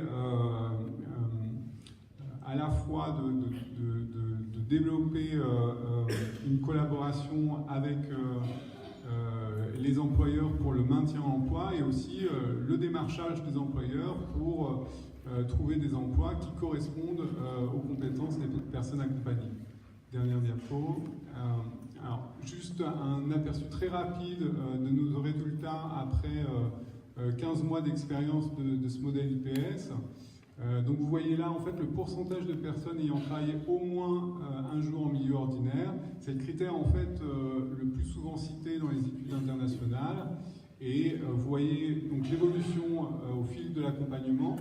Et à 15 mois, on est à 63,8% de personnes accompagnées qui ont travaillé au moins un jour en milieu ordinaire, ce qui nous situe en fait plutôt dans l'échelle haute pour l'instant des moyennes internationales et qui montre que ce modèle est probablement valide aussi en France. Voilà, je vous remercie.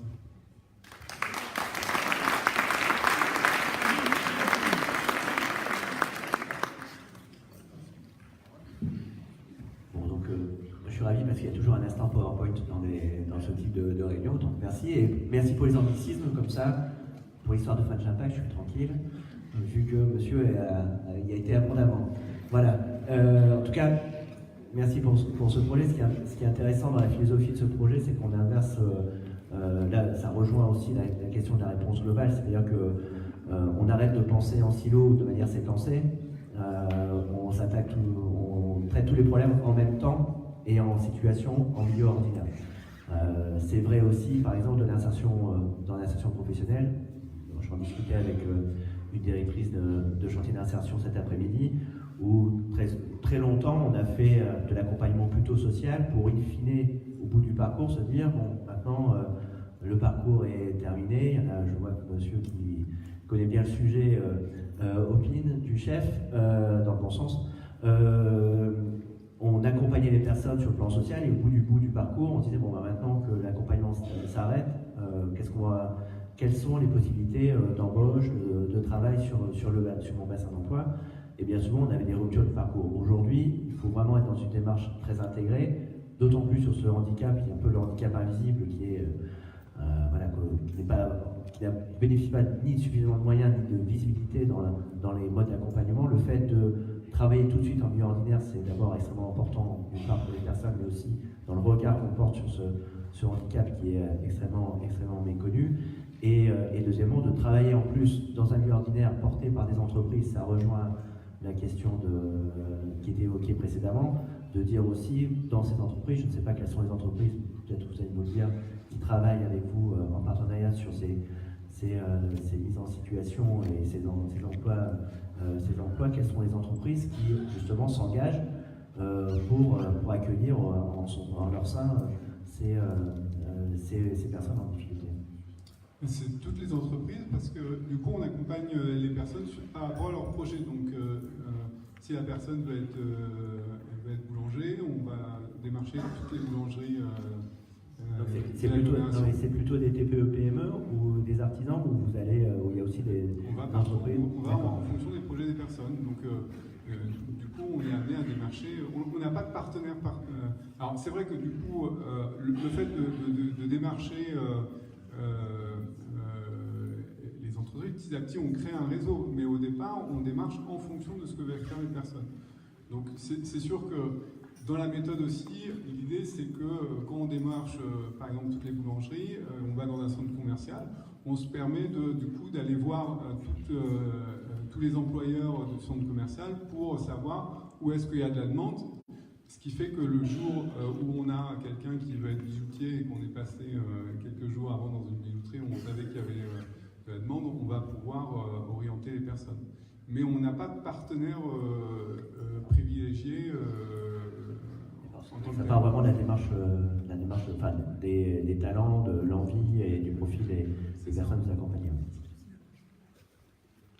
Merci à vous. Alors, Christophe Itier, vous avez écouté là 4 belles initiatives du territoire. Ça va être à vous de nous parler un peu plus largement du French Impact. Comment vous arrivez à sourcer comme ça les initiatives, ou comment vous dites que vous allez y arriver? Et puis après, comment vous espérez de votre accélérateur qui permette réellement de les développer, avec quels moyens, quels objectifs?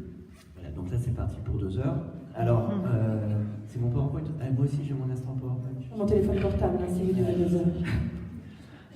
Mais attendez, moi je suis spécialiste pour faire chuter les téléphones portables, hein, donc ma collaboratrice vient de faire le sien d'ailleurs. Donc, alors, vous dire qu'est-ce que le French Impact et d'ailleurs pourquoi cet anglicisme.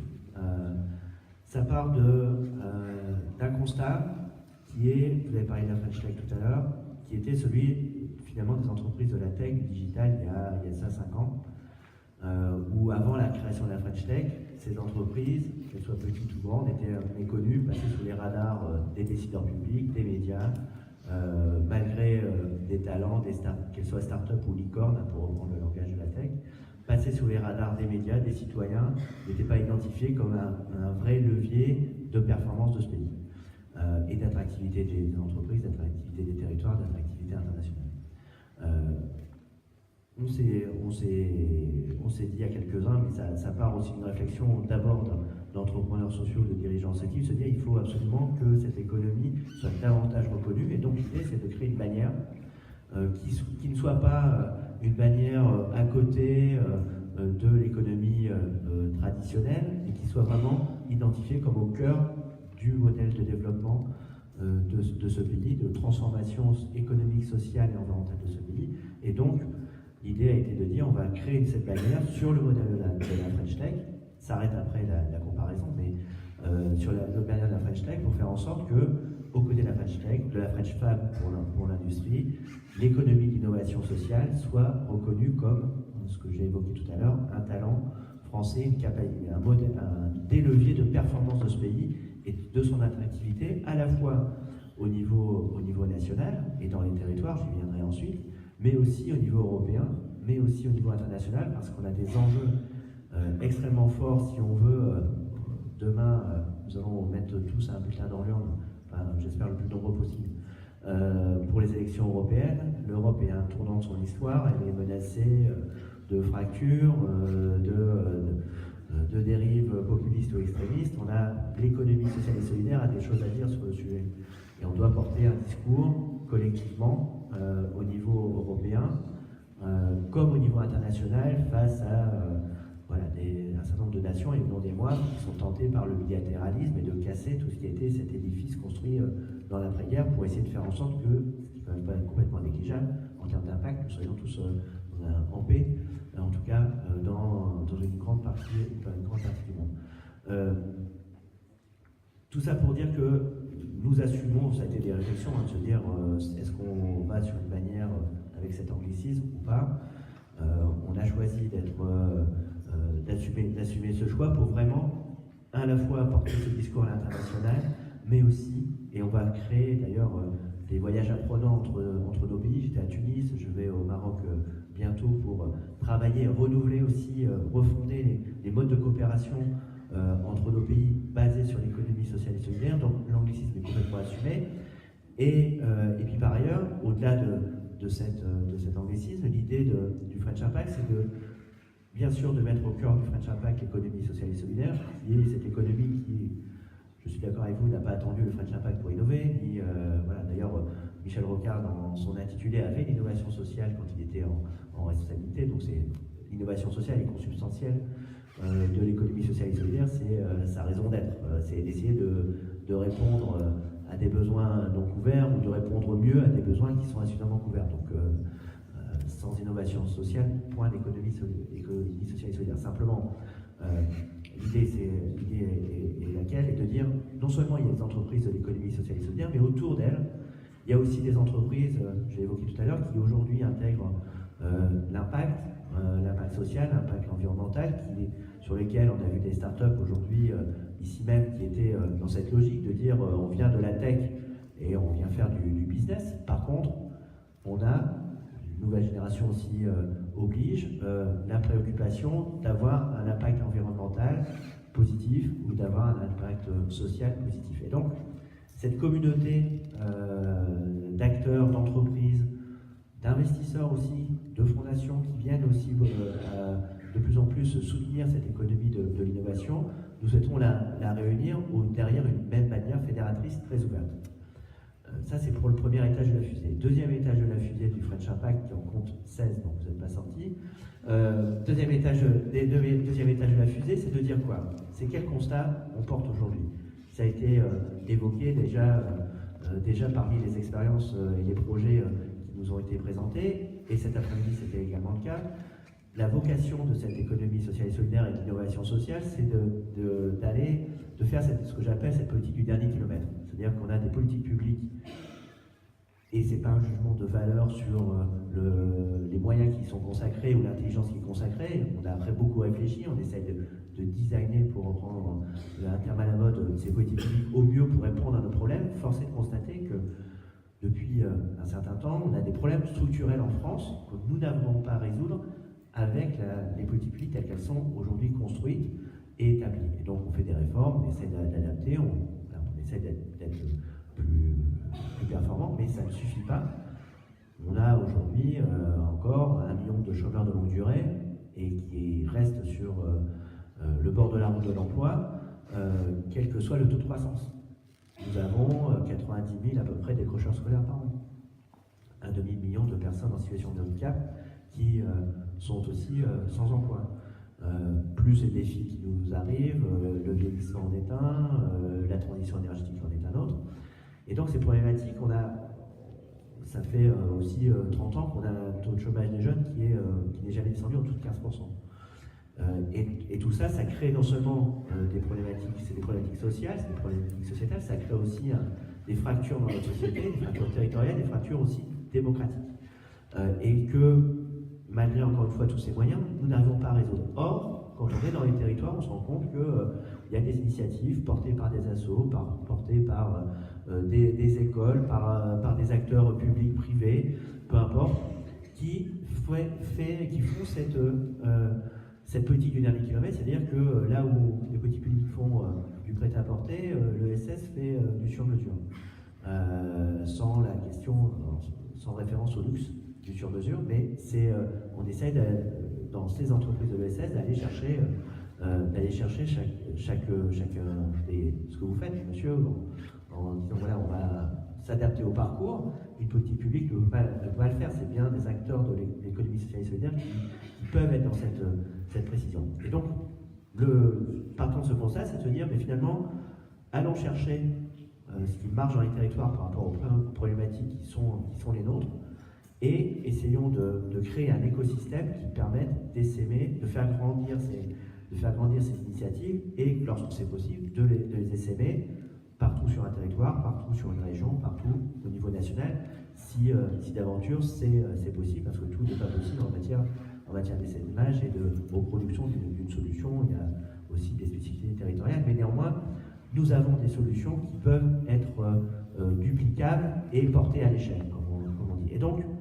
ça c'est le troisième volet du French Impact, c'est de dire, créons un écosystème qui permette aux entreprises de l'ESS de se développer de manière plus performante, parce qu'aujourd'hui, c'est compliqué dans les premières années de création de son entreprise, de trouver des outils financiers qui soient adaptés à ces modèles particuliers, qui sont souvent partenariaux, qui sont souvent fragiles, qui pivotent en permanence, bien plus que la tech d'ailleurs.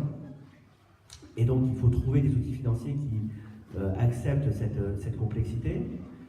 Ça, c'est un premier point. Comment on finance la croissance des startups quand on parle d'entreprise, mais des petites associations, notamment avec la contraction des financements publics. Il faut être ingénieux. Et donc, nous allons lancer dans le cadre du French Impact des fonds d'amorçage qui vont permettre justement de soutenir la création d'entreprises, qu'elles soient associatives, coopératives, je vais faire les 5 statuts comme ça, je serai tranquille, mutuelles, fondations, coopératives, associations ou entreprises sociales. Ça j'ai bon, je n'aurai pas de trucs désagréables ce soir, enfin, pas sur ce sujet-là en tout cas.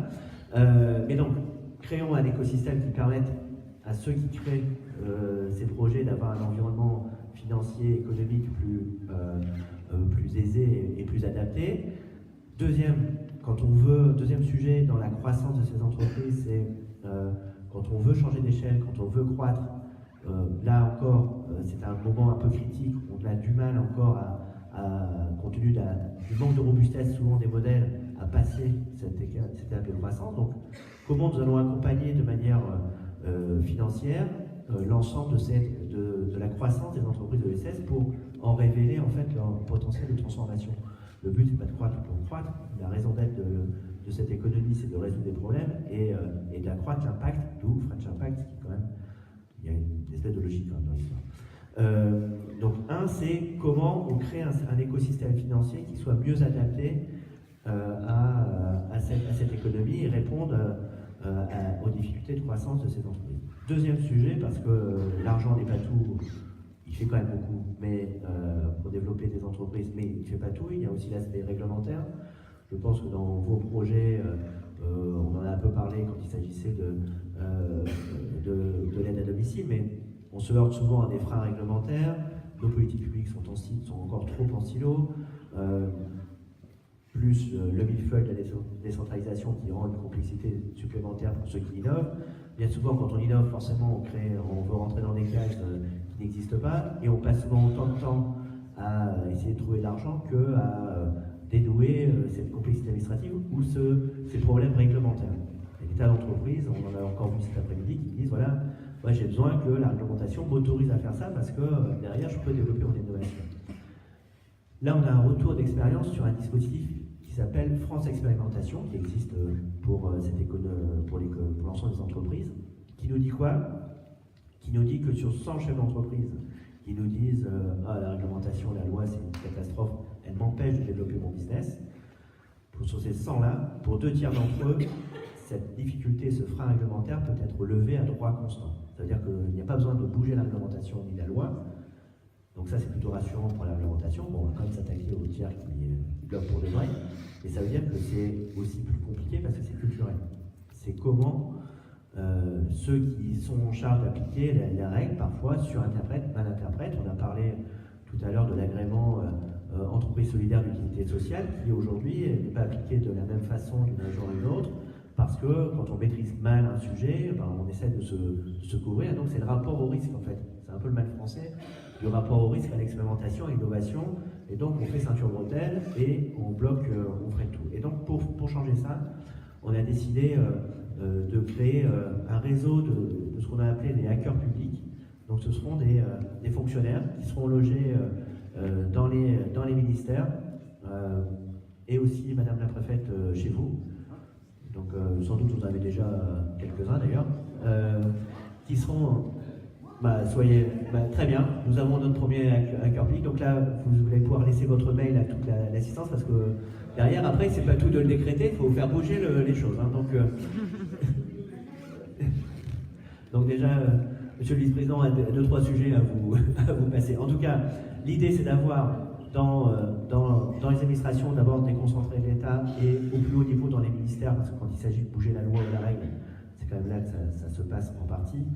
De loger donc ces hackers publics et ensuite par capillarité de faire en sorte que si ça marche, les collectivités puissent aussi s'en doter. Et l'objectif de ces hackers, c'est justement de vous faire gagner du temps quand vous identifiez un frein, quand vous êtes dans l'écosystème French Impact, c'est de dire voilà, moi je n'arrive pas à développer mon projet parce que l'ARS ne comprend pas ce que je suis en train de faire, je suis à la frontière du social, du médico, je prends l'ARS au hasard. Hein. C'est un exemple qui marche souvent. Mais donc MDPH c'est pareil, je pourrais aussi le jouer, mais je ne veux pas taper tout le temps sur les mêmes. Mais en tout cas, voilà, c'est inhérent aussi à la conception de nos politiques publiques. Hein. C'est pas, encore une fois, c'est pas jeter l'opprobre sur ceux qui la font vivre, c'est juste qu'à un moment donné, si on veut inverser la tendance, il faut se donner les moyens pour aborder les sujets de manière différente et de faire gagner du temps. Et donc ces hackers publics seront chargés d'accompagner ceux qui innovent pour lever les freins ou faire en sorte que les dispositifs, par exemple, d'expérimentation qui existent aujourd'hui en France soient accessibles aussi à ceux qui innovent sur le plan social. Donc ça, c'est le deuxième levier du French Impact, de cet écosystème qu'on veut améliorer dans ce pays. Et le troisième sujet, c'est les territoires. C'est pour ça que je suis ici, c'est pour ça que je fais le tour de France des territoires. En tout cas, je vais essayer d'en couvrir un maximum. Parce que cette économie, c'est l'économie du territoire. Elle ne se passe pas depuis Paris, capitale de la France, elle se fait dans les territoires. Des collectivités s'investissent sur le sujet, qu'elles soient régionales, départementales ou locales, ou agglo, ou métropoles, s'investissent sur ce sujet. Ça a été dit par Monsieur le Vice-président, il y a une attention de plus en plus forte de ces collectivités, et c'est dans les territoires qu'on trouve les solutions et qu'on va pouvoir les faire grandir. Et donc, nous avons lancé le 3 juillet dernier un appel au territoire, pour faire en sorte que non seulement nous créions des outils nationaux reproductibles dans les régions pour mieux financer l'innovation sociale, pour mieux accompagner sur le plan réglementaire, mais qu'aussi l'ensemble de l'écosystème travaille de manière plus concertée, que ce soit plus lisible, parce qu'il y a des tas de choses qui existent, des réseaux, des ruches, des incubateurs. On est ici dans un lieu dédié pour cela, qui existent sur le territoire, et c'est parfois un peu compliqué pour ceux qui veulent créer une entreprise de s'y retrouver.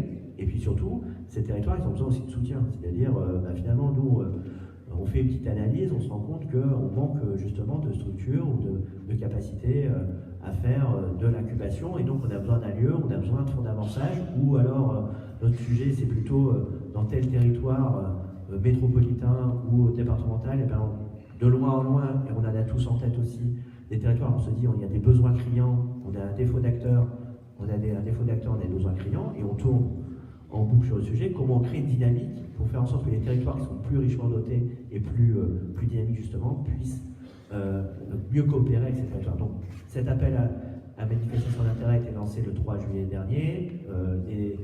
Il est ouvert pendant 3 ans, donc je vous rassure, vous avez encore, parce que j'ai vu qu'il n'y avait pas de territoire indre-et-loire qui ont postulé, donc voilà, sinon j'aurais annoncé la labellisation ce soir, mais non, c'est pas vrai, je vous rassure, je n'ai pas ce pouvoir.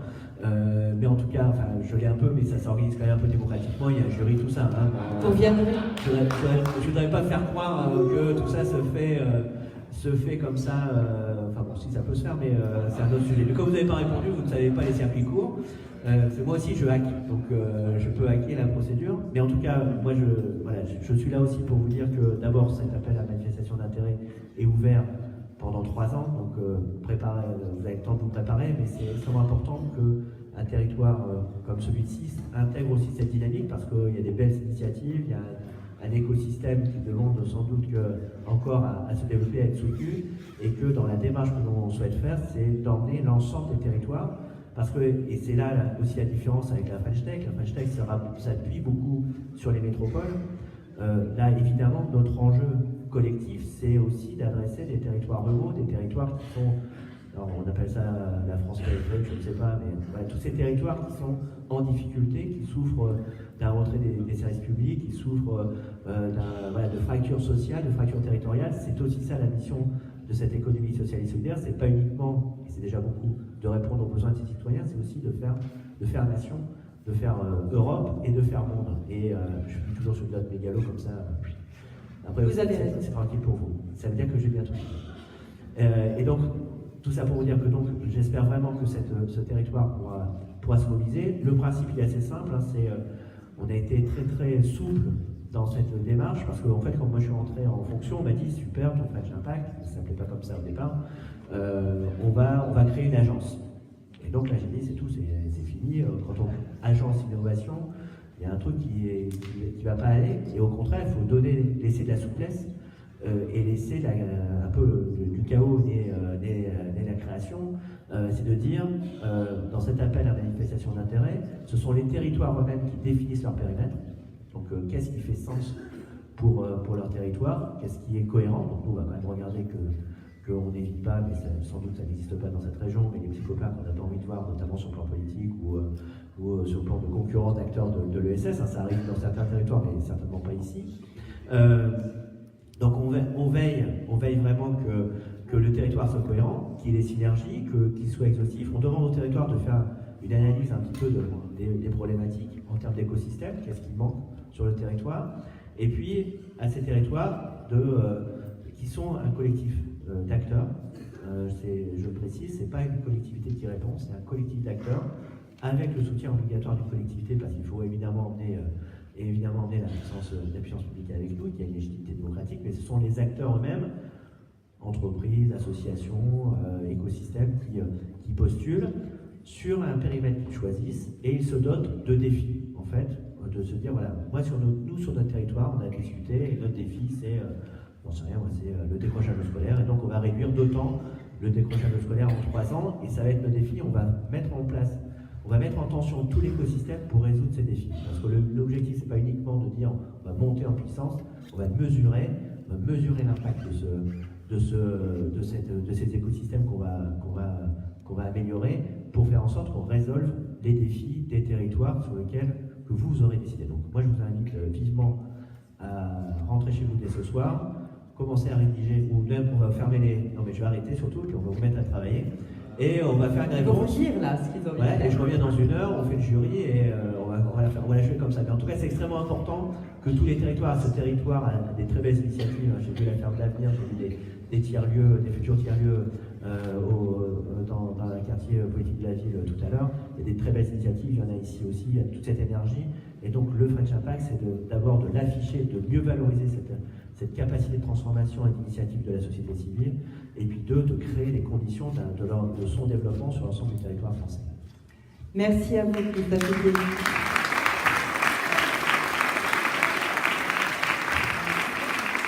Alors, elles sont sûrement dans la salle, là, les belles initiatives. Hein. J'imagine que le beaucoup d'entre vous ont des réactions, des questions par rapport à tout ce qui a été dit ce soir, parce qu'il a été dit beaucoup de choses dans des domaines très variés, mais qui finalement tendent tous vers la même chose, l'émergence du territoire, de belles initiatives et leur viralisation, leur développement.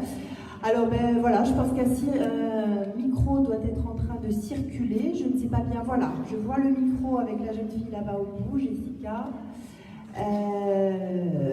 Si quelqu'un a une question.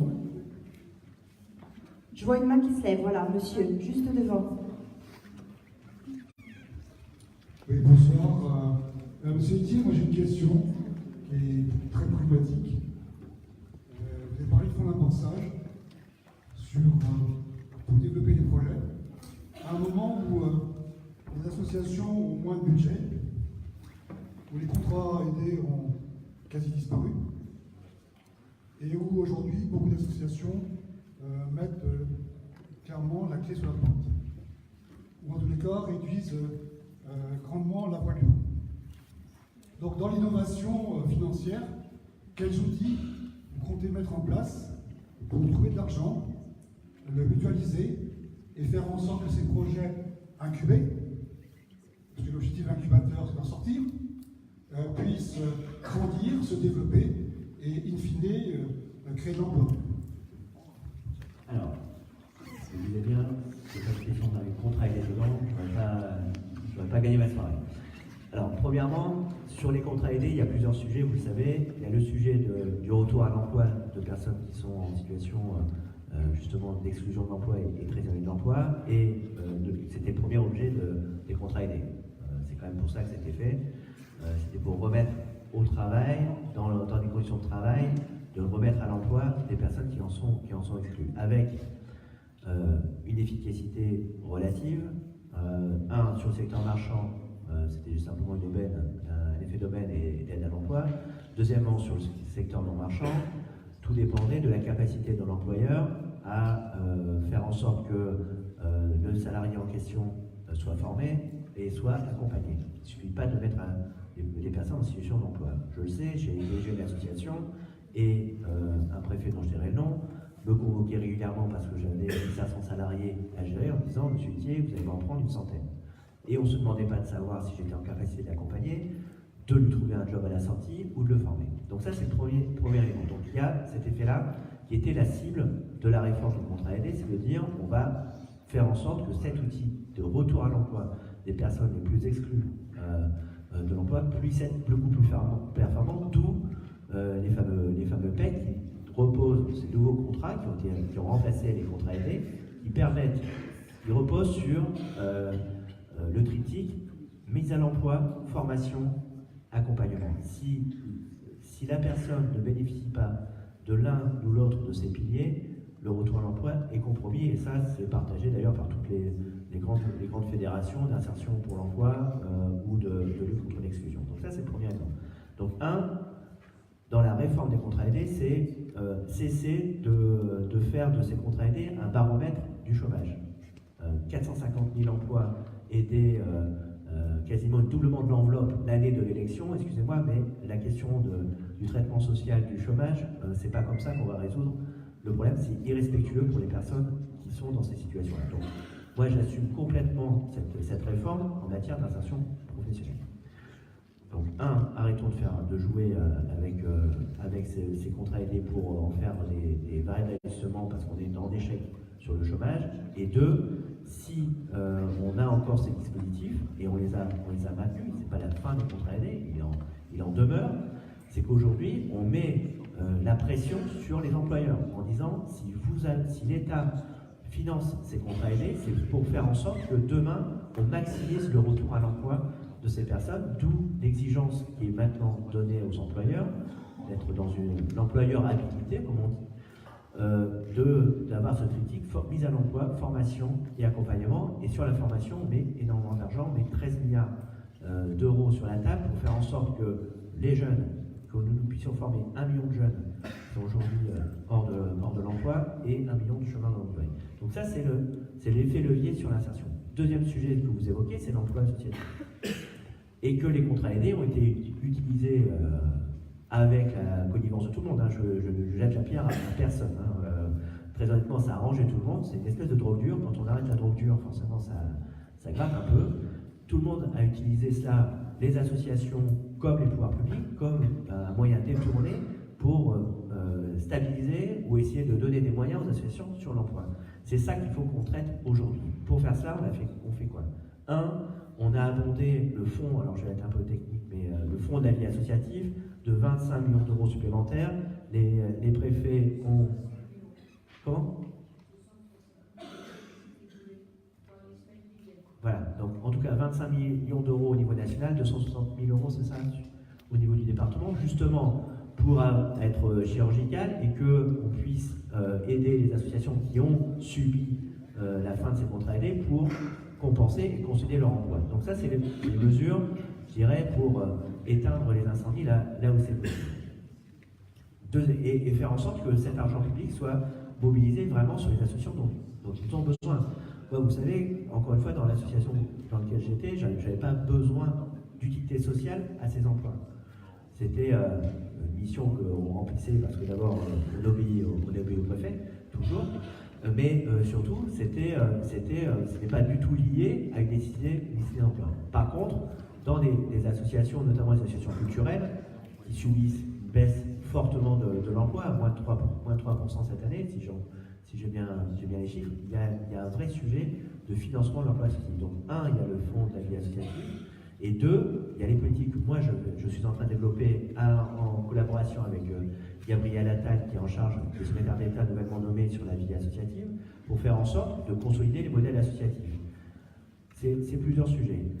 C'est un des sujets réglementaires. Aujourd'hui, par exemple, il y a une circulaire qui existe, qui normalement permet aux associations de conserver des reports quand ceux-ci sont dits raisonnables. Aujourd'hui, elle est partiellement appliquée dans les territoires. Deuxièmement, c'est ouvrir un certain nombre de pistes de développement pour les associations en termes de moyens.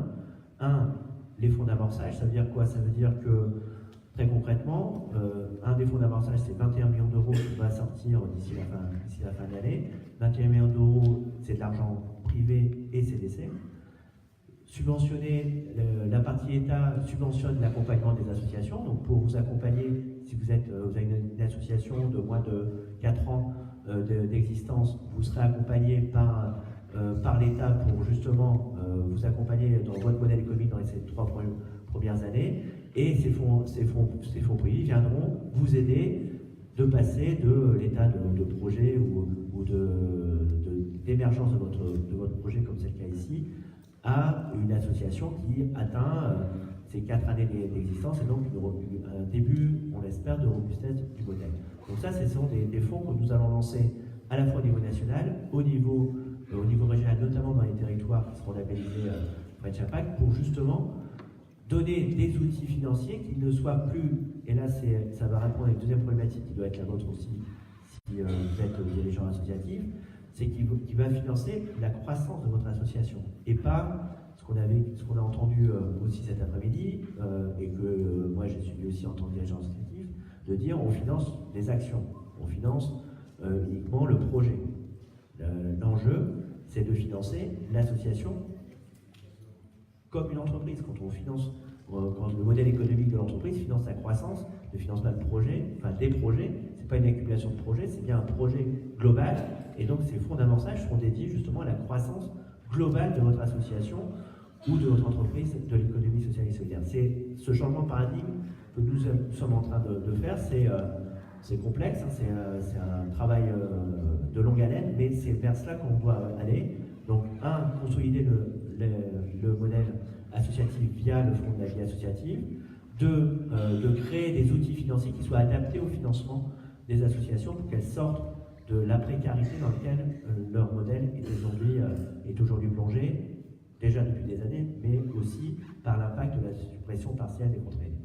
Donc là, on était sur la question des moyens. Y a-t-il une autre question dans la salle? Monsieur.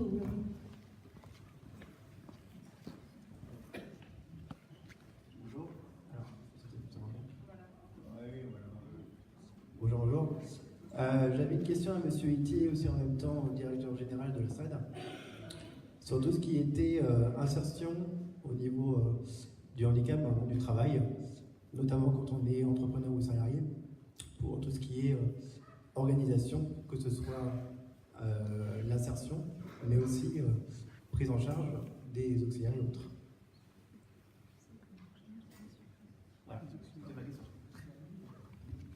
On a mal le micro, pardon. Si vous pouvez reformuler, parce qu'on avait un mot sur deux. Excusez-moi. Alors, je répète ma question. Voilà. C'est mieux.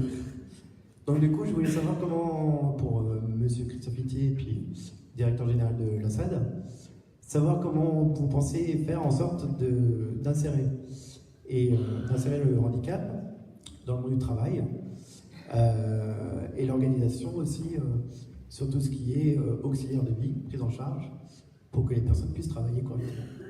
L'intégration dans le monde du travail des personnes handicapées. Moi, je peux faire une réponse assez pragmatique.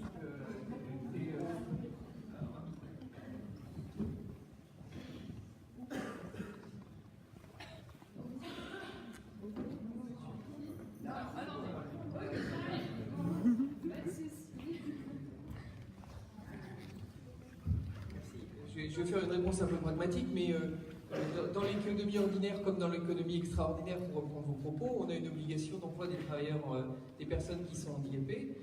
En ce qui nous concerne, alors sans vouloir rentrer dans les termes techniques, soit effectivement on emploie un certain nombre de personnes handicapées, soit effectivement on s'acquitte d'une contribution, ou alors il y a le système mixte. En ce qui concerne la SAD HAD, il se trouve qu'en ce moment on est au-delà de ce quota, si on peut appeler ça un quota. Donc effectivement, on ne verse aucune contribution à la GFIP et on emploie des personnes handicapées.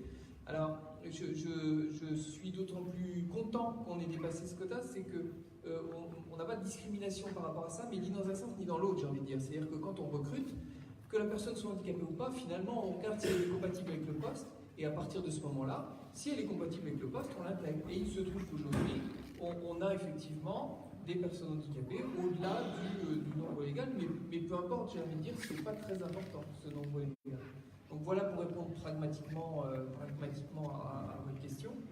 Je ne sais pas comment dire de plus, sinon qu'après il y a un certain nombre de contraintes qui peuvent être des contraintes matérielles, mais ces contraintes matérielles, on peut éventuellement les résoudre. Alors pas toujours, parce que c'est quelque chose de compliqué. Voilà. Je ne sais pas si j'ai répondu à votre question. On l'espère en tout cas. Une autre question ?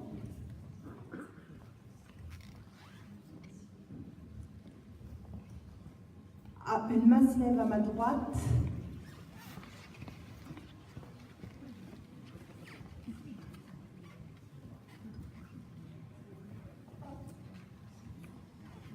Bonsoir, Frédéric Miquel, l'association Objectif 100%, pour passer de l'éducation pour tous à la réussite de chacun. Donc vous évoquiez la problématique du silo. Dans l'éducation aussi, ça fonctionne énormément en silo et on a tendance de plus en plus à médicaliser ou à injecter dans l'aide sociale des enfants qui ont souvent comme problème que de ne pas être tout à fait adaptés à la forme scolaire ordinaire, pour reprendre votre vocabulaire. Et donc moi je voulais savoir si de votre point de vue, des associations comme les nôtres qui sont amenées par la législation à gérer des écoles hors contrat, puisqu'on n'a pas d'autre choix administratif ou d'autres statuts administratifs quand on crée une école que d'être hors contrat et donc de n'avoir droit à aucun soutien étatique et donc de faire peser la totalité des frais de scolarité sur les familles. Si on pouvait être considérés comme des entrepreneurs sociaux, parce que de fait, on est déjà des auxiliaires du service public sans le vouloir ou sans le savoir, puisqu'on récupère et on accueille des enfants qui présentent tout un tas de problématiques, soit d'éducation, soit de handicap, et on est des vraies écoles inclusives.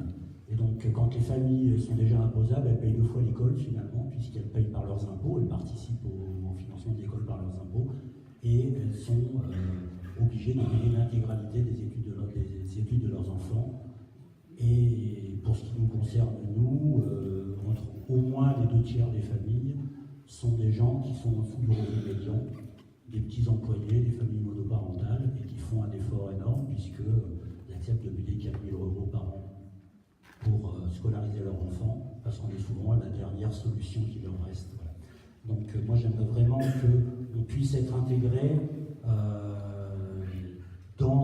et être considéré dans ce dispositif, et j'aimerais beaucoup avoir votre sentiment sur notre capacité à intégrer ce dispositif. D'abord, je suis content. Bon, je perds mes cheveux, mais je ne suis pas encore Jean-Michel Blanquer, donc je ne suis pas ministre de l'Éducation nationale. C'est pas lié à la perte de cheveux. Hein. Il y a des chevelus qui ont été ministres de l'Éducation nationale, pour certains pas très longtemps. Alors sur cette question, j'avoue qu'elle dépasse un peu le champ de l'économie sociale et solidaire. Que vous réalisiez une mission d'intérêt général ou que vous contribuiez à lutter contre le décrochage scolaire, à accompagner les enfants dans l'éducation et le parcours pédagogique, c'est une chose, mais en tout cas, dans le cadre de la loi telle qu'elle est définie aujourd'hui, votre établissement, il faudrait qu'on puisse en parler sur la nature juridique, ne fait pas partie de l'économie sociale et solidaire. Par contre, que vous revendiquiez d'une démarche d'intérêt général et que vous contribuiez avec l'entreprise de l'économie sociale et solidaire et avec d'autres acteurs d'ailleurs du territoire, ce que vous faites déjà, je pense, sans que j'ai le temps de l'évoquer, oui, vous faites partie de cet écosystème qui répond à une chaîne de valeurs et de réponses à une problématique qui est comment on crée un environnement éducatif et pédagogique performant et bienveillant pour tous les enfants de la République. Donc ça c'est vrai. Après, là, je vous dis, ça dépasse un petit peu le champ des compétences. Voilà, bah écoutez, merci Christophe Itier, je pense qu'on va s'arrêter là.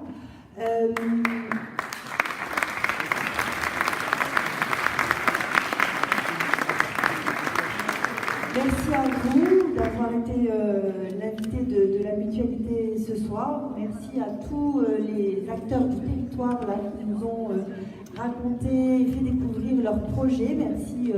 Merci au public. Vous avez trouvé sur vos chaises en arrivant un petit questionnaire qui est un questionnaire de satisfaction. N'hésitez pas à le remplir. C'est grâce à ça que chaque année la mutualité arrange un petit peu ses modèles, donc il les fait évoluer. Voilà, donc n'hésitez pas, il doit y avoir un moyen de les rendre à la sortie, une urne ou quelqu'un pour les récupérer. Voilà, très belle soirée à vous tous et merci encore.